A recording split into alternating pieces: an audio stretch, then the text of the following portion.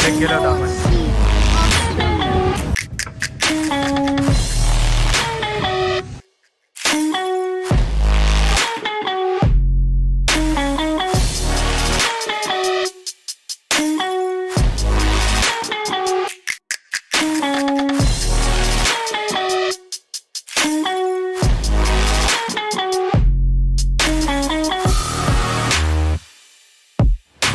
स्वागत आहे आपले परत एकदा आमच्या चलो व्लॉग या यूट्यूब चॅनलमध्ये.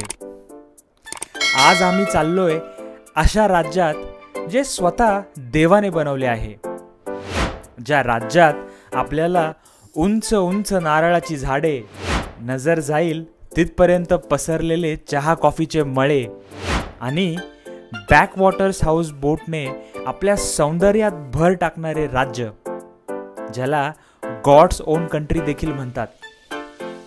होय, बरोबर ओळखलेत, आम्ही चाललोय केरला. आम्ही येणाऱ्या 9 दिवस संपूर्ण केरला फिरणार आहे. त्याची सुरुवात आम्ही पुण्याहून सगळ्यात पहिले त्रिवेंद्रम, त्यानंतर कन्याकुमारी, आलेपी, थेकडी, मुन्नार आणि शेवट कोइंबतूरने करणार आहोत. चला तर मग सुरुवात करूया आमच्या पहिल्या डेस्टिनेशन सोबत, म्हणजेच त्रिवेंद्रम. त्रिवेंद्रम ओळखलं जातं त्याच्या सुंदर कोवलम बीचमुळे, जे परदेशी पर्यटकांची गोव्यानंतर दुसरी पसंती असते. त्यामुळे इथले रेट्स पण जरा भारीच आहे. आणि त्रिवेंद्रमची दुसरी ओळख म्हणजे जगातील सर्वात श्रीमंत हिंदू मंदिर, ज्याची संपत्ती 1,32,000 कोटींची बोलली जाते. ते म्हणजे पद्मनाभन स्वामी मंदिर.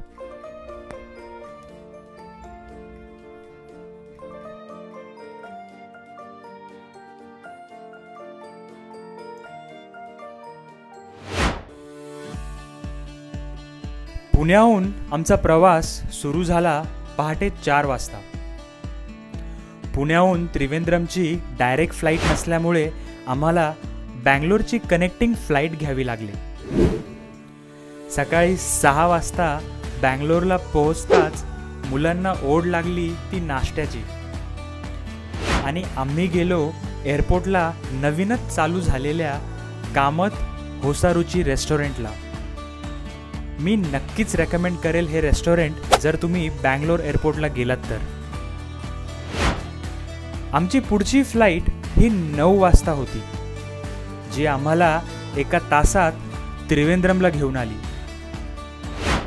त्रिवेंद्रम शहराचं विमानातून दिसणारं दृश्य खूप सुंदर होतं. विमानाच्या खिडकीतून दिसणारा समुद्र आमचं लक्ष वेधून घेत होता.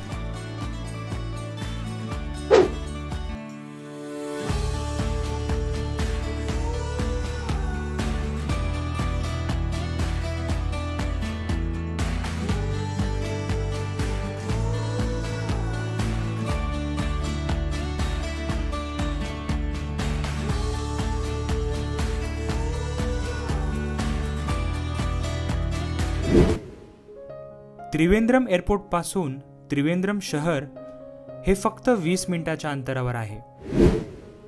शहराच्या मधोमध पद्मनाभन स्वामी मंदिर स्थित आहे आणि एअरपोर्ट पासून शहराच्या बाहेर 30 मिनिटाच्याच अंतरावर कोवलम बीच.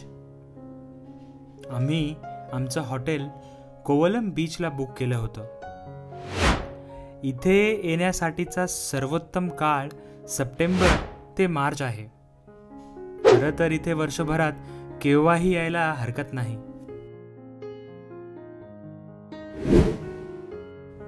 पहाटे 4ला सुरू केलेला प्रवास दुपारी 12ला कोवलम बीचला येऊन संपला. कोवलम बीचला आम्ही जीवन बीच रिसॉर्ट बुक केलं होतं. जीवन बीच रिसॉर्टचा अनुभव छान होता. हा रिसॉर्ट बीचवर जरी असला तरी हा अतिशय शांत, स्वच्छ आणि सुंदर आहे.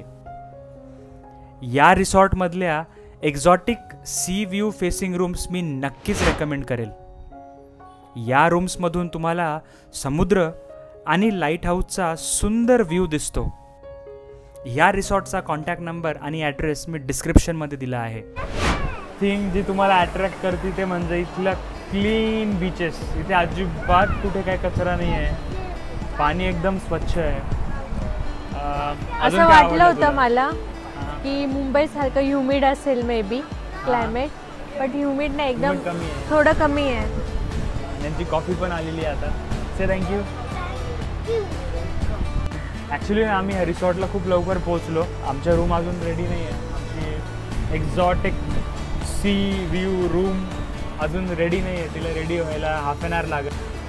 पण या खूप झोप येते. काय रात्रभर झोप झालेली नाही? झोप पण आली माझी बघून. हां सक्षम कशी येते? मस्त. साक्षी आवडलं? हेच करायला आलेत ना ते. बट चलो आता इथून पुढे आपण मस्तपैकी थोडासा आराम करू आणि संध्याकाळी जेव्हा ऊन कमी होईल तेव्हा आपण खाली जाऊ बीचवर.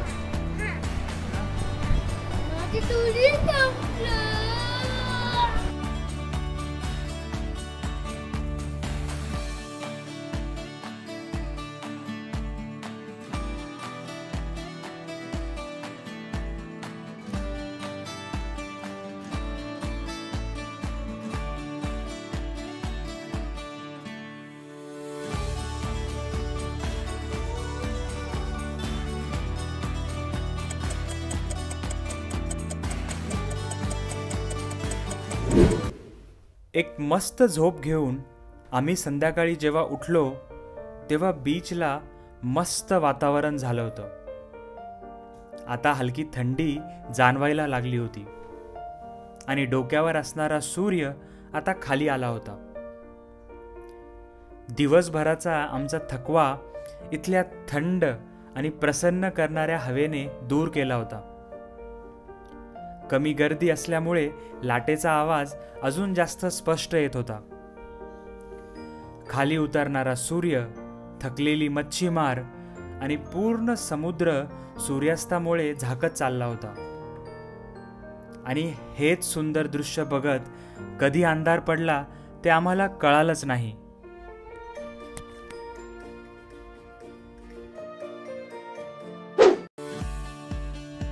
कोवलम बीचला सी फूड, कॉन्टिनेंटल आणि साऊथ इंडियन फूड रेस्टॉरंट्स आणि कॅफेटेरियाज आहेत. कोवलम हा विदेशी पर्यटकांचा खास आकर्षण असणारा बीच आहे. त्यामुळे इथे महागडे restaurants, sea food hotels, shopping centres, yoga आणि आयुर्वेदिक मसाज सेंटर्स तुम्हाला बघायला मिळतात. हे सगळं बघून सक्षम आणि साक्षीने टॅटू काढण्याचा हट्ट धरला. साक्षी काय बनवते तू? बटरफ्लाय.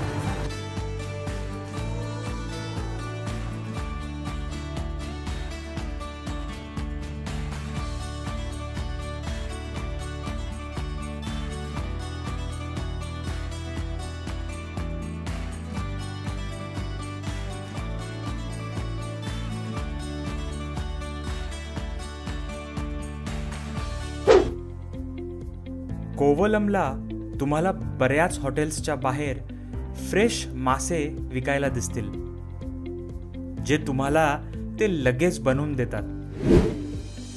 आम्ही पण केरळच्या आवडत्या रेसिपींमधून एक मीन पोलीचट्टू फिश ऑर्डर केली.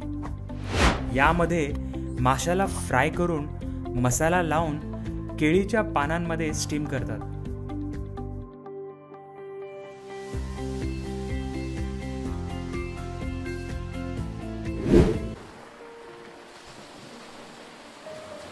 तर मग काय, केरळला लाभलेल्या एक सुंदर समुद्र किनाऱ्याच्या प्रेमात पडून आम्ही आमच्या केरळ ट्रिपला सुरुवात केली.